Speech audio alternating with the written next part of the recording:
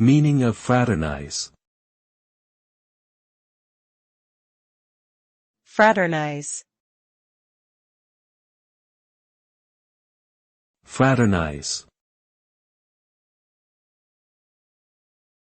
Fraternize.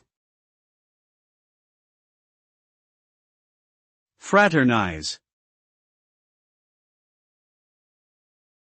Fraternize means to socialize and be friendly with someone, especially someone who is not supposed to be associated with.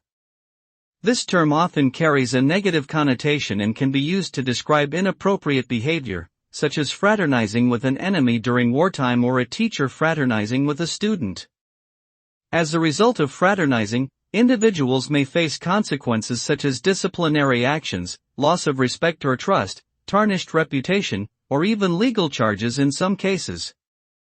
It is important to maintain appropriate boundaries in professional and personal relationships to avoid the negative effects of fraternizing.